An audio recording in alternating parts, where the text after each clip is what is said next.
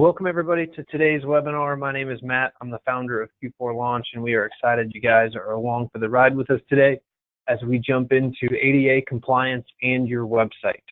It's a hot topic, something that's been talked about off and on probably for the last 2 to 3 years in the website industry, but is gaining steam as a topic of conversation and something that definitely needs to be addressed in today's modern technology world. So we're going to unpack this for you, help you understand what's going on, what has changed in the last year that's led this to being such a hot issue, and then how do you need to be thinking about this, approaching it, and helping you take some next steps to figure out if you're in a good place or not a great place and what you need to do next based on where you are. Through that, we're also going to be talking about some real live experience we have working on this, as well as experience helping our customers work through this. We're in the unique place that we have actually already had a customer get sued for ADA compliance and get that lawsuit dismissed. So we know our solution stands up to the test of ADA compliance, and we're going to tell you a little bit about that story today in our time together as well. So that's a brief overview of everything we're going to be talking about. A little bit about Q4Launch. I know we have several first-time attendees on the webinar. We're glad that you guys are here. We are a destination marketing, travel marketing agency based in Charleston, South Carolina, and work with customers. Traditionally, our customers are the lodging side of that. So boutique hotels, bed and breakfast, small resorts, vacation rental companies from Maui to Singapore and just about everywhere in between. So I have a lot of experience across many different destinations in various sectors of the lodging industry, and have been recently recognized for the second year in a row by Inc. magazine as one of the Inc. 5000, which is their list of fastest growing companies in America. So really excited about that. We're actually teaching a webinar next week for those of you that regularly follow our webinar series, and I'll talk a little bit about that. A little bit about our journey to be an Inc. 5000 company over the last 2 years, and sharing some things we think are applicable for you and your company as you work on growing your business from our own story of growth. So cool, very different webinar, but all centered around how do you grow your business and increase your revenue, which is at the core of what we work with our customers to do. So that's a little bit about us, a little bit about what's coming next in our webinar series, as well as what we're going to dive into today. So with that, let's dive into this very exciting legal topic of ADA compliance and your website. So let's first start by defining what is it? Like, what are we really speaking about? And the concept behind it, back to the ADA that you guys are familiar, that you're very familiar with, operating properties, just that your website, in the same way that your property needs to be just as accessible for someone with a disability, your website needs to be just as accessible for someone with a disability, specifically someone who is blind or visually impaired. And the other part of this is like, who does this apply to?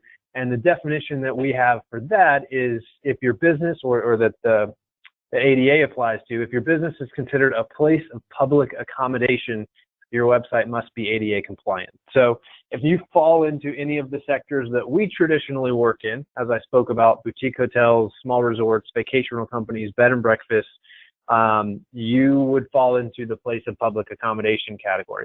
Now, there are some exceptions for really small companies within the bed and breakfast sphere, less than 5 rooms. That would probably apply to the boutique hotel sphere as well.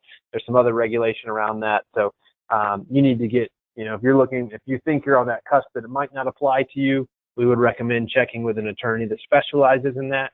And there's some exceptions around historic properties as well that it may not apply to, but there's a little bit of vagueness there. So we would really encourage you, if you think this doesn't apply to you, you need to find that out. And we're not necessarily going to dive into the nitty-gritty of who it does and doesn't apply to, because we assume it applies to everyone. And honestly, we think we have a responsibility as providers to have an ADA compliant website, whether it applies to you or not. And it's not a huge thing. If you prepare for it, you plan for it, you do it well, it's not a huge undertaking. It's not a heavy burden to bear, but many sites that weren't developed with it in mind, it is a heavy burden to bear, because you've got a site that's got content that's built out.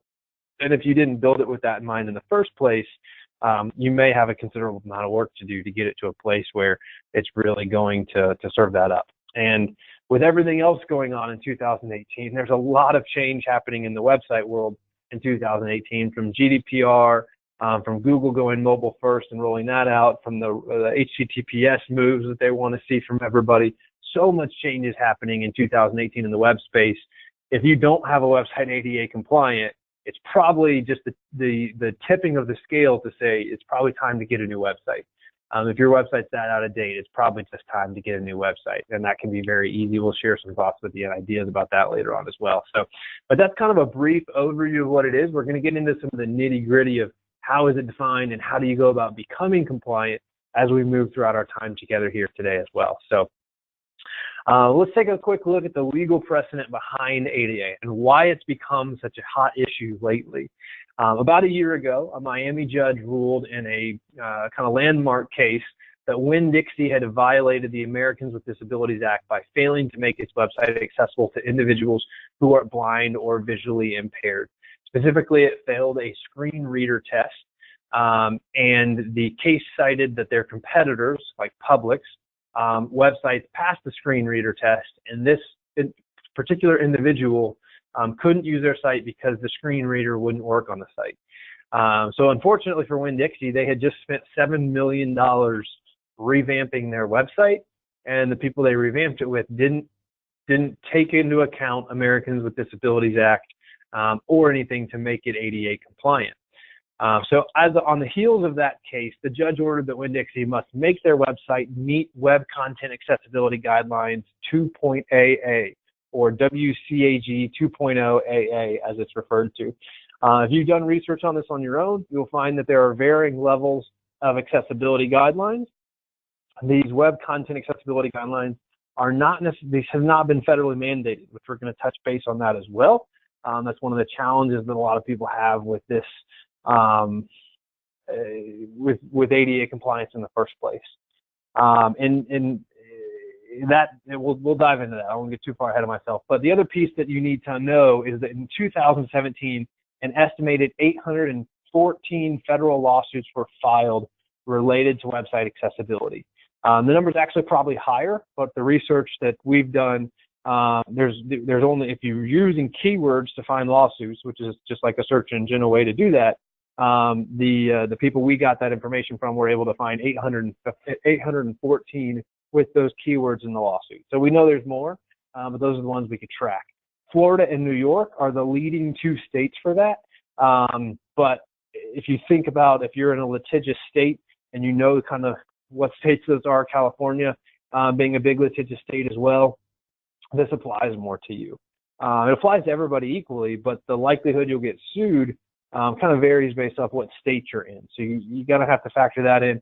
Florida, New York, California, three of the top states that I'd be most concerned about if I was operating a hospitality business. And coincidentally, three of the states that we have some of the largest density of customers in. So it's an important thing for them to consider, important thing for you to consider if you find yourself in one of those states. But it's coming to every single state. Lawsuits, I can't say lawsuits have been filed in every state. I don't know that to be a fact. But I would say lawsuits have been filed in the majority of states around this issue. And there are serial suits happening. So there are people going in and just, suing as many people as they can, filing these serial lawsuits. So if it hasn't come to your doorstep yet, it's likely that it will be coming to your doorstep before long. And with that landmark case happening, the Winn-Dixie case in 2017, everyone anticipates in the industry that these lawsuits will continue to accelerate.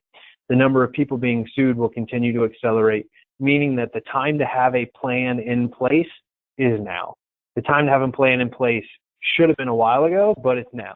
And we're going to share a little bit about the plan we have already put in place, the plan we've been working on for 2 to 3 years, but have put additional components in place within just the last couple months. So some good stuff happening there, which will hopefully help you if you're trying to do this on your own, figure out how you need to go about doing it on your own.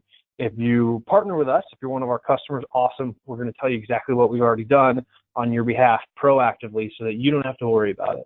One of our commitments to our customers is we take care of things so you don't have to worry about it. We're going to tell you what we've already done on your behalf. So that's some good stuff coming for our customers. And those of you who aren't, give you some ideas of things you need to be doing as soon as possible. So as I spoke to, one of the challenges is the Department of Justice has offered no clear standards. So supposedly they were going to make a statement that these were the standards of what compliance looked like.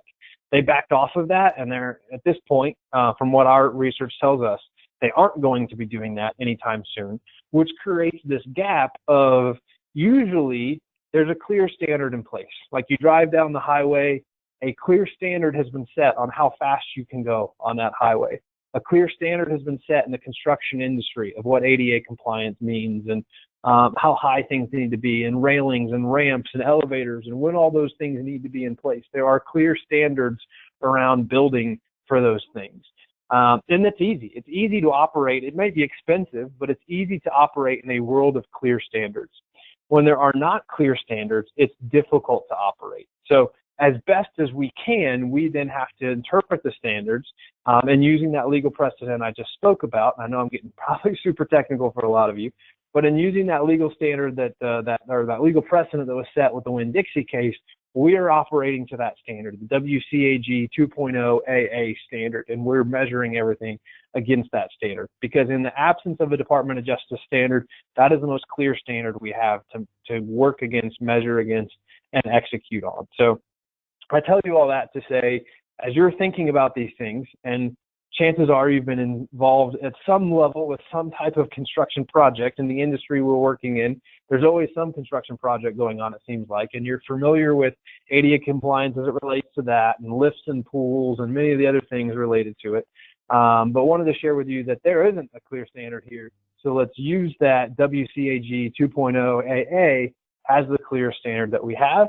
And as a company, that's what we're measuring against and working towards, and what you should be looking at as well, and trying to better understand those standards. So all of that might be a little confusing. The good news is we're going to boil that down for you and tell you a little bit in the next few minutes about our experience, the standards that you should probably be looking at, some of the common places people fail, and then what you need to do about it. So as I mentioned, we've been working on this for about 2 to 3 years. About 2 years ago, we developed and launched what we call our Futureproof website platform. That kind of launched about this time, 2016, really became mainstream in 2017. We have over 150 people using that platform now, which ranges from beautiful boutique hotels in downtown Charleston, throughout the Caribbean, Canada, to vacation rental companies all over the United States and the world, bed and breakfasts all over the United States and the world using that platform. So we've set it up for that. And one of the things as we were building that was we knew this issue was coming down the pipe. It was really just beginning to be talked about, but we knew it was talked about enough that it was going to become mainstream, and an issue that we needed to address.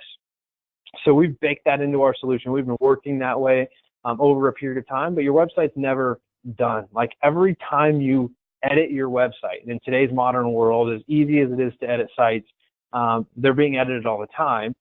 Every time you edit your site, you have to be taking these things in place, because you can bring it out of compliance with one small change. So you got to be thinking about this all the time and understanding these criteria all the time, anytime you make an edit. So actually in May of 2018, so excuse us, that's a typo there. It was not May of 2017. May of 2018, one of our customers was sued for website accessibility. So obviously they were a little bit surprised that they were being sued. And one of the points I have later on in our conversation today is anybody can be sued for anything at any time. So the fact that they were sued didn't mean they were in the wrong, which is an important thing to understand. But they were sued by somebody filing a series of lawsuits going after a series of people. And the good news is that with the solution we already had in place, and with the lawyer team that they had, we worked together, the customer, their lawyer, our lawyers, and us, to get them all of the resources they needed to be able to get that lawsuit dismissed, which was super exciting. Obviously, it was a bit of a stressful time, and we did learn a lot more about ADA compliance. Like I said, we'd made a lot of moves to be that way, but through that experience, we took that to the next level and invested a significant amount of money with our legal team to not only make moves that way, but to verify the moves we were making with our legal team, verified that many of those were in the right directions, but found some additional moves we could make to go even further down the road of ADA compliance. which we've now put in place for all of our customers, and we're going to talk about in a few minutes. But that team coming together was phenomenal. It was a great learning experience for the customer, great learning experience for us, great learning experience for attorneys on both sides of that, and it had a successful resolution in getting the lawsuit dismissed. So it doesn't mean they won't ever be sued again. It means they're a lot less likely to be sued, because one of the things we want to do is get you to a point where you kind of pass that first blush test, if nothing else. Pass that first blush test that as someone's looking for people to sue, they look at you, they realize you're not an easy target, and they move on.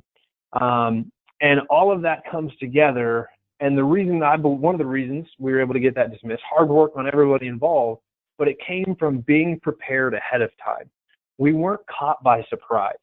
And based on just looking at many of the websites of people that registered for our webinar today, I would say many of you are not prepared ahead of time. Many of you are in a place where your website is far from ADA compliant.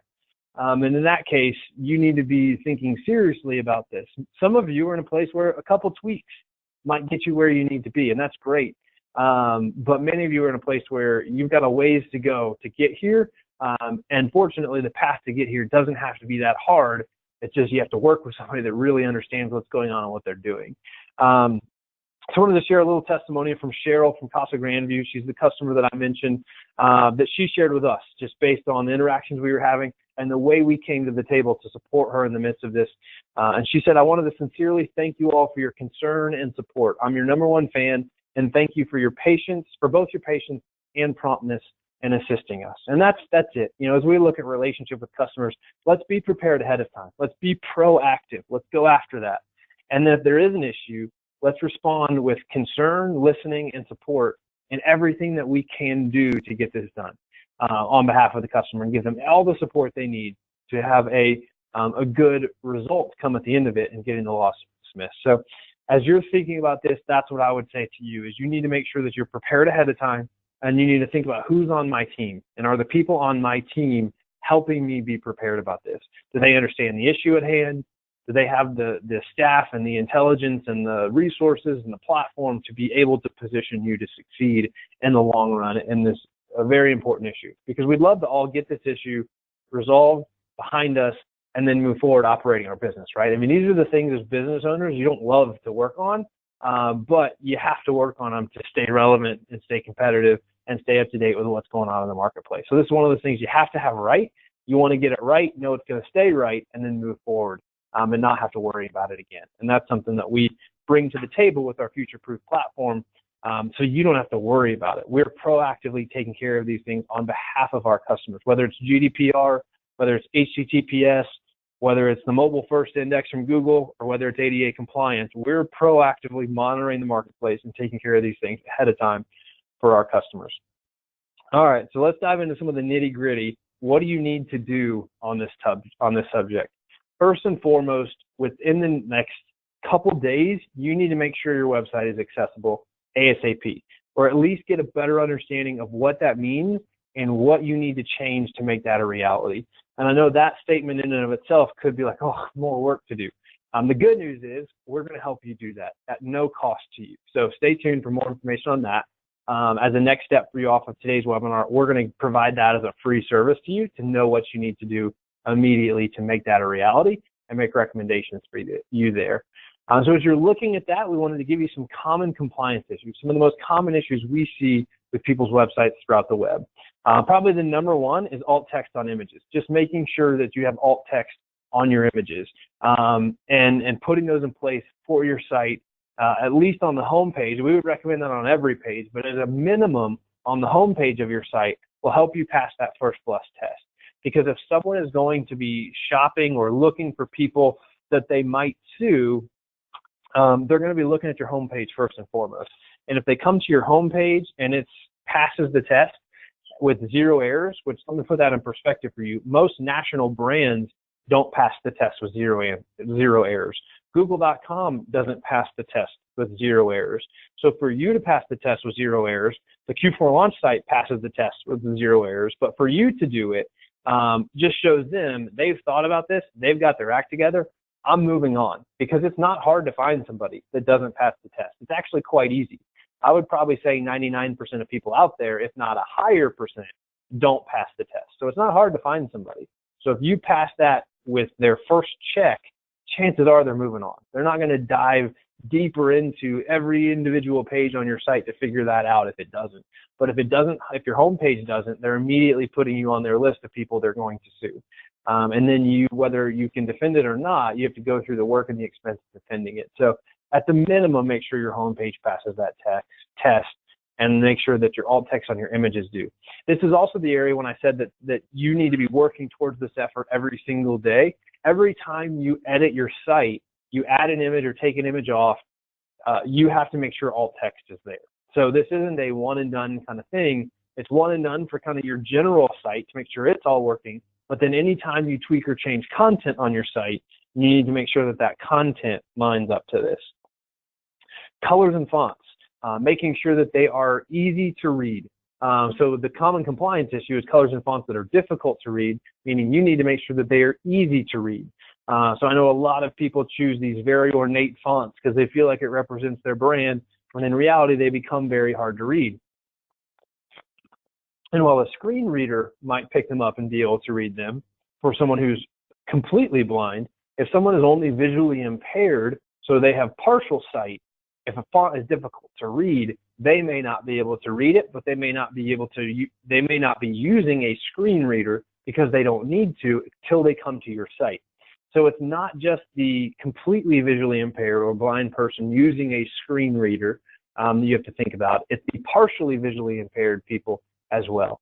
And this represents millions of people within the United States we're talking about. You know, this isn't a obscure couple people here or there that have these issues. When you think about a visual impairment, it is a large group of the population, and we want them to feel like we have their best interest in mind, and we have worked to provide a great experience for them. So as you're thinking about that, contrast of colors and fonts is going to be part of that. So making sure that your the color of your font and the color of your website isn't too close to each other so that they get lost inside of each other. And that it's just very easy to read if someone is partially visually impaired. So that contrast between those is something that you need to be taking a looking at. So contrast being use dark text on a light background and vice versa. So make though, you know, don't have a blue background with a light blue text on it. That's hard to read. Anytime those color palettes are close to each other makes it hard to read. Making sure that you've used accessible, rich internet applications, or what's called an area reference or area syntax. That gets a little bit technical. That's more developer language than it is, you know, front-end managing your website language. But that's a common area that we see people with errors. And then the websites are not properly coded. That's a common area as well, that just things are not set up like they should be. Either somebody took a template and tried to hack it together to make it work for your business, or maybe you took a template and tried to hack it together to make it work, but they're not properly coded. Or a proper web developer, professional web developer who's not coding to these standards may have coded it. And there are things done differently in the way you need to code for this than they may have been doing them traditionally, and they maybe haven't evolved as a developer to be able to code in that proper language. Not that their code is wrong, but it's not right according to the new WCAG 2.0 AA standards. So there's a lot going on here. One of the tricky parts of this is that it extends to any third-party websites you link to. If you use a third-party booking engine, it includes that. So if you're in the boutique hotel or the bed and breakfast space, third-party booking engines are very common in that space, and it includes that because that is part of your website experience. The ability to book online is part of your website experience, and you need to provide an easy booking experience for someone who's visually impaired, the same as someone who's using your website and has full use of their visual nature. The other part of this is that making changes that are reasonable and don't otherwise adversely affect your ability to do business. So as it's stated, changes you're required to make are changes that are reasonable and don't otherwise adversely affect your ability to do business. And this is a really important point because if you just go to your attorney and say, hey, I want you to help me make sure I'm covered for this chances are they're going to be quite a bit more aggressive in their edits and changes to your site than you need to be. They're thinking like an attorney, like a cover your tail kind of way, not thinking like a marketer, and how could removing this negatively impact you from a marketing perspective. And this was one of the things that we worked really closely with Casa Grandview on, was understanding the things their attorney suggested we do differently, and then helping the attorney understand, well, this is how we see that impacting us from a marketing perspective. And these changes, in our opinion, go beyond reasonable and into the category of adversely affecting our ability to do business. And that's where a great marketing partner can help stand that ground and help you understand. And that's where Cheryl came to us and said, hey, this is what my attorney's suggesting. And we were able to push back and say, hey, we think that goes beyond the limits of reasonable, and we think that moves into the category of adversely affecting your ability to do business. And if you choose to make these changes, we believe you will see an adverse effect to do business, meaning your bookings will decrease.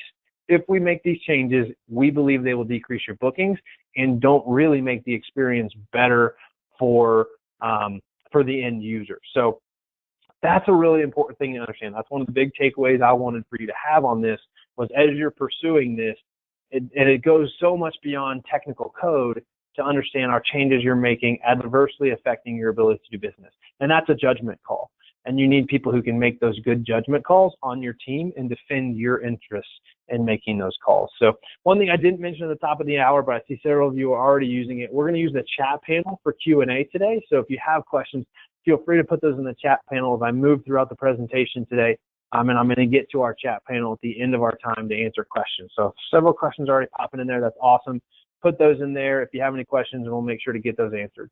If you're listening to a recording, please message us. Our contact information is on the intro screen. It will also be on the closing screen, and we will be happy to answer questions we can for you about this important issue. So if you're watching the recording, obviously the chat panel won't work for you, so get in touch with us directly there. All right, so that's what you need to do.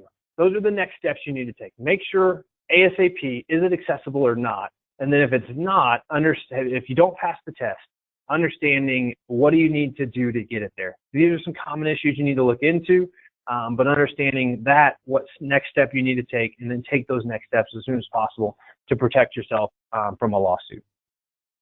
All right, so that's a little about our experience, what you need to do. And a few of the additional things you can do. So here's some other stuff that came out of our conversation with Cheryl, with her lawyers, and with our lawyers about how to protect yourself against a lawsuit. So I mentioned it several times, but make sure your website is ADA compliant ASAP. Make sure all common issues are corrected that we just covered on that last slide. Have your lawyer or a lawyer who is an expert in ADA write a website accessibility statement. A website accessibility statement essentially defines what you are doing and have done to make your website accessible for people with disabilities. It's a statement, it's a document that can live on your website. It helps explain that to people. And you can Google that and you can find examples, but you'll need to work with your lawyer to have that developed unless you're one of our customers. And I'm going to talk about that more in just a minute. Provide a website accessibility officer. So as part of protecting yourself, having a designated website accessibility officer who is managing accessibility for your site is an important part of that journey as well, and just as another step you can take to being compliant and showing you take this issue seriously. You need to designate a website accessibility officer unless you're one of our customers, in which case we are going to serve as your website accessibility officer, and that's part of the service that we are going to provide for our customers. So we're going to talk about that a little bit here in just a minute. So I'm kind of giving you the overview of what you need to do, what the issue is, what you need to do, and we're going to give you some more details on what we have done. Have a 24/7 phone number available for taking bookings. So in the absence of having a booking engine, if you're in the boutique hotel or the bed and breakfast space, in the absence of having a booking engine that's ADA compliant, and as far as I know, many of, if not all of the ones available, and I can't say all because there's thousands available, but the major ones that we interact with on a regular basis are not ADA compliant from a booking engine perspective. If you were one of our vacation rental customers, the booking engine we built for you that's part of the solution on our Futureproof platform you use is ADA compliant. So the booking engine we have built and that our vacation rental customers use as part of our Futureproof platform is ADA compliant. But many of the booking engines in the boutique hotel space and the bed and breakfast space are not ADA compliant. And then one of the other things you need to do to protect yourself against lawsuit, have your website tested for ADA compliance. And we're going to give you a next step you can take on that. Again, that's a service we're going to provide for free for everybody who registered for today's webinar. Definitely encourage you to take advantage of that free offer from us, which will help you identify those next steps you need to take. All right, so steps we've taken on our Futureproof platform. As I mentioned at the beginning, we have been working on this for 2 to 3 years, and we ramped it up quite a bit in light of our customer being sued. We got really good affirmation that all the steps we'd taken were the right steps, and then we took some additional steps as part of that. So we built our platform with ADA compliance in mind 2 years ago. We had already solved for all common compliance issues on the platform. So that's awesome. When I say on our platform, I mean we can go in and make these changes on our platform, and they instantly apply to all of our customers. So that's a really great thing that we have built to help our customers. As part of this, we have also hired our lawyers, and we have written and will be posting on our customers' websites a website accessibility statement. So we're recommending you take this step. If you're a customer, know we've taken that step on your behalf, and that will be posted to your website this week.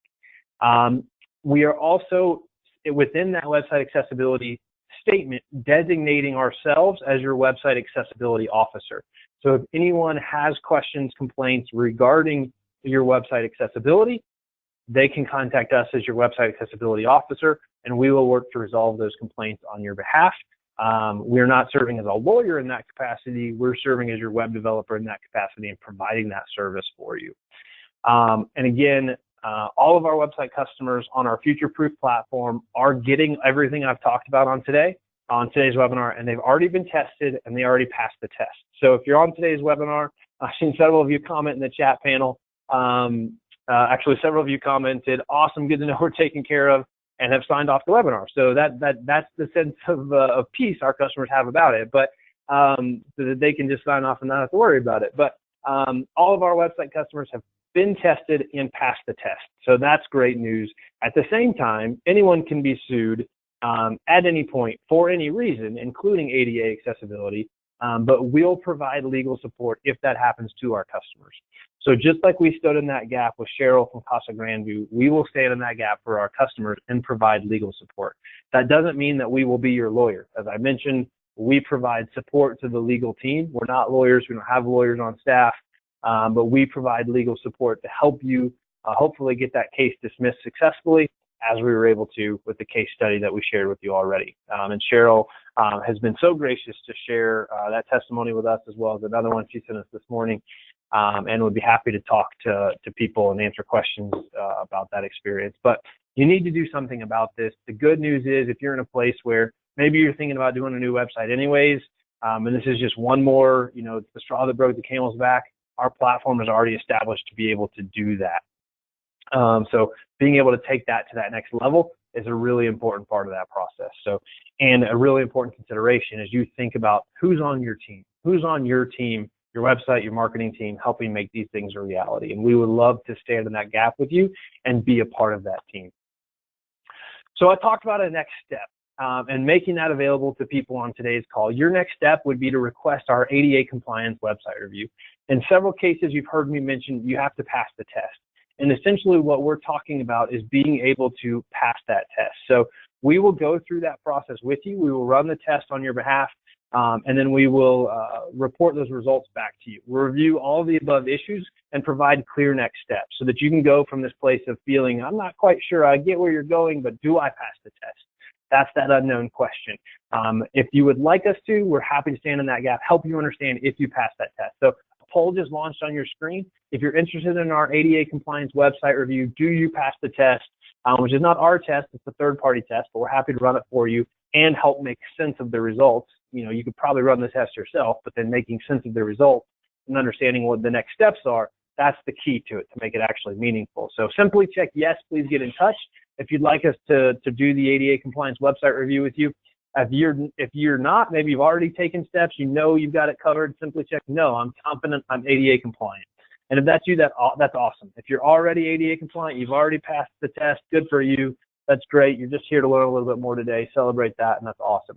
But if you want next steps, if you want help taking next steps, please click yes, and we'll get in touch with you. Just give you that website test, and then help you identify and understand what those issues are. We need to get about 70% of people to vote in our poll before we can move forward. So we're getting close to that number. If we can just get anybody who is not stepped away to the coffee pot and who is still with us to vote, if you haven't voted, please click yes or no.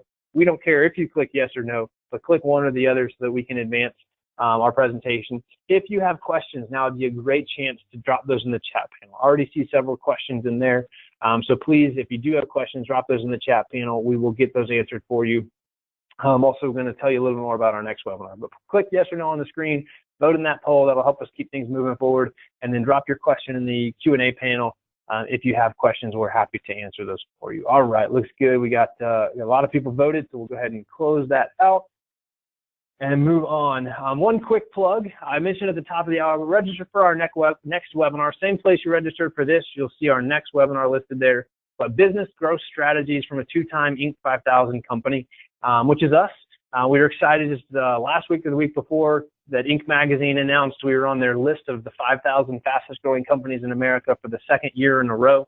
We were super honored in 2017 to be recognized by them, honored again in 2018 to be recognized.